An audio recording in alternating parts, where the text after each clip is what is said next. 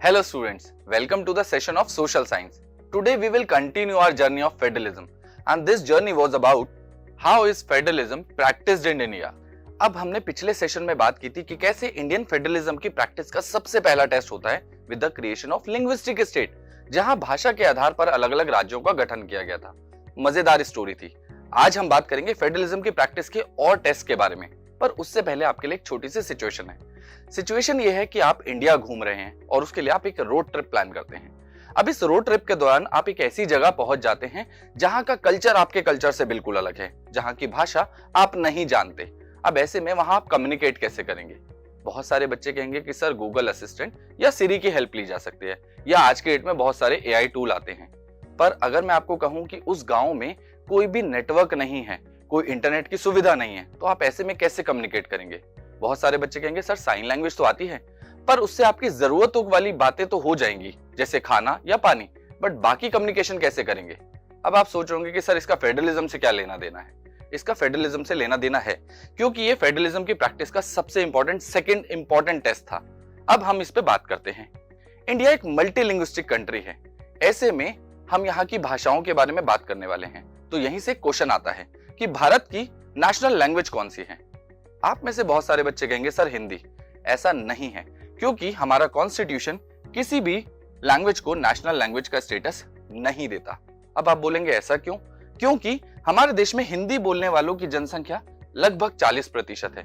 बाकी भाषाएं भी तो हैं, उन भाषाओं को सेफगार्ड देना बहुत ज्यादा जरूरी था और इसीलिए हिंदी को बनाया गया ऑफिशियल लैंग्वेज। अब बाकी लैंग्वेजेस का क्या? तो हिंदी के साथ साथ 21 और भाषाएं थी जिन्हें कॉन्स्टिट्यूशन में as a scheduled language add किया गया। अब इसका फायदा क्या था उसको देख लेते हैं। तो कॉन्स्टिट्यूशन के 8th शेड्यूल में टोटल 22 लैंग्वेजेस हैं जिनको एज अ शेड्यूल्ड लैंग्वेज जोड़ा गया। वो कौन कौन सी हैं? वो ये सारी भाषाएं हैं। अब आप सोच रहे होंगे सर इतनी भाषाओं का हम करेंगे क्या? उसका भी एक मोटिव है। जब भी आप सेंट्रल गवर्नमेंट के कोई एग्जाम देते हैं, फिर वो चाहे जॉब हो या एजुकेशन से रिलेटेड, आपके पास इन्हीं 22 भाषाओं का एक परफॉर्मा आता है। आपसे पूछा जाता है कि आप कौन सी भाषा में कंफर्टेबल हैं। जो भी भाषा आप प्रेफर करते हैं आप उसमें अपना एग्जाम अटेम्प्ट कर सकते हैं। तो इससे काम आसान हो जाता है और इक्वालिटी प्रमोट होती है और साथ ही साथ इक्वालिटी ऑफ अपॉर्चुनिटी भी जनरेट होती है।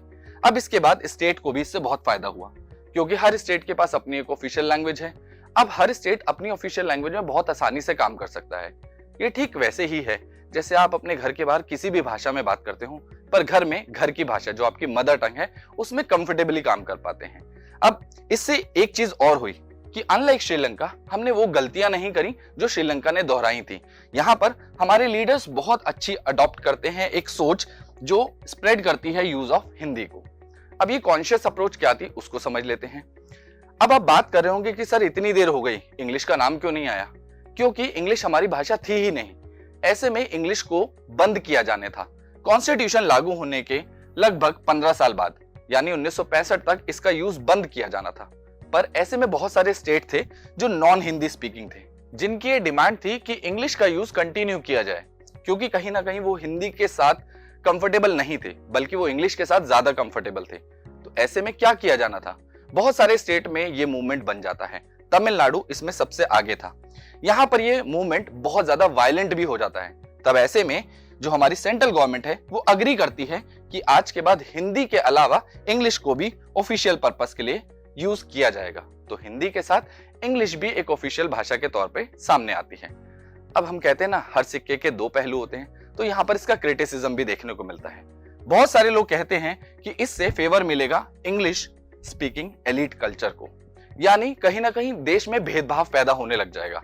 और इसके लिए गवर्नमेंट ऑफ इंडिया स्टैंड लेता है और साफ कहता है कि प्रमोशन करना हिंदी का उनका एक ऑफिशियल पॉलिसी का हिस्सा है। अब यहाँ पर प्रमोशन का मतलब क्या है? प्रमोशन का मतलब यहाँ पर थोपना नहीं था, यानी किसी भी नॉन हिंदी स्पीकिंग स्टेट पर हिंदी को इंपोज नहीं किया जाएगा, बल्कि एक फ्लेक्सिबल अप्रोच अपनाई जाएगी। और इसी फ्लेक्सिबिलिटी के वजह से आप देखेंगे कि इंडिया श्रीलंका से बेहतर निकल के आता है। श्रीलंका में हमें सिविल स्ट्राइफ देखने को मिला, जबकि इंडिया में ऐसा कुछ नहीं हुआ। तो कितना मजेदार मॉडल है ना। अब हम चलते हैं इंडिया के फेडरलिज्म पॉलिसी के third and most important test की तरफ, जो बात करता है सेंटर और स्टेट के रिलेशनशिप की। हम ये कह रहे थे कि कहीं ना कहीं जब सेंटर और स्टेट के रिलेशनशिप को कॉन्स्टिट्यूशन में डाला गया तो ये एक स्ट्रक्चर की बात करता है। तो इसीलिए कहा गया कि फेडरलिज्म की असली स्ट्रेंथ उसके स्ट्रक्चर में है और डिपेंड करता है कि सेंटर और स्टेट का रिलेशनशिप कैसा है। तो यहां से हमें सेंटर और स्टेट का स्ट्रक्चर तो समझ में आता है, पावर डिवीजन का अरेंजमेंट दिखता है, बट क्या सक्सेसफुल फेडरलिज्म की ये कहानी बताता है? नहीं ना। तो इसी वजह से यहां पर इसकी कहानी को हम बात करें तो ये स्ट्रक्चर प्रैक्टिस कैसे किया जाता है इस पर डिपेंड करता है। और इसके लिए सबसे ज्यादा जरूरी है कि इस अरेंजमेंट को रूलिंग पार्टी और उनके लीडर किस तरीके से देखते हैं और किस तरीके से प्रैक्टिस करते हैं। आइए इसकी कहानी को समझते हैं। जब इंडिया इंडिपेंडेंस गेन करता है तो एक ही पार्टी थी जो सेंटर और स्टेट दोनों पे रूल करती है। शायद सबसे ज्यादा विजिबल पार्टी वही थी और इसी वजह से दोनों ही पावर उसी के पास रहती है और इसे वन पार्टी डोमिनेंस या वन पार्टी एरा भी कहा गया। इससे नुकसान क्या हुआ? इससे नुकसान ये हुआ कि स्टेट भूल गए कि वो एक अलग ऑटोनॉमस फेडरल यूनिट है, यानी उनके पास अपनी पावर है, अपने राइट्स हैं, जिसका वो इस्तेमाल नहीं कर रहे थे। ये लगभग ऐसे था कि सेंटर पे बड़े भैया बैठे हैं और स्टेट पे छोटे भाई। अब जो बड़े भैया ने बोल दिया वो छोटे भाई ने चुपचाप मान लिया। यहाँ पर वो अपनी पावर का इस्तेमाल ही नहीं कर रहे थे और फेडरल के स्ट्रक्चर का पूरी तरीके से हम कह सकते हैं कि हमें यूज नहीं दिख रहा था। फिर आगे क्या हुआ? आगे ये होता है कि एक टसल दिखने को मिलती है। टसल किस बात पे होती है? जब कोई रूलिंग पार्टी स्टेट लेवल और सेंट्रल लेवल पे अलग अलग होती है तो यहाँ पर आपस में लड़ाई झगड़ा देखने को मिलता है, पावर का गलत इस्तेमाल देखने को मिलता है। हर हालत में सेंटर चाहती थी कि स्टेट की पावर को किसी तरीके से अंडरमाइन किया जाए, उसे दबाया जाए, कुचला जाए और वापस से अपनी ही पार्टी उस स्टेट में भी लाई जाए। अब इस तरीके की प्रॉब्लम्स बहुत ज्यादा बढ़ गई।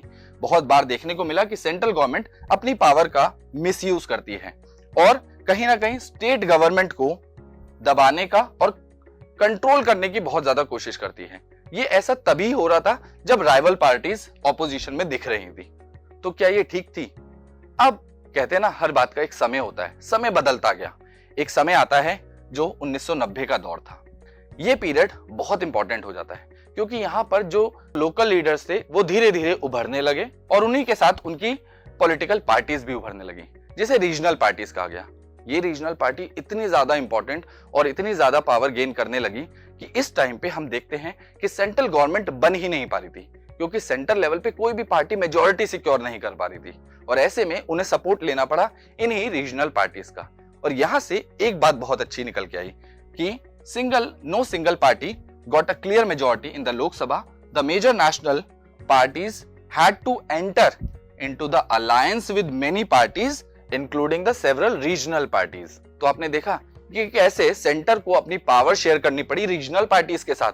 तो ये एक मजेदार अप्रोच थी। यहां से आप कोलेजन और साथ ही साथ अलायंस सिस्टम देखने को मिलता है। अब यहां से एक नया कल्चर सेटअप हुआ।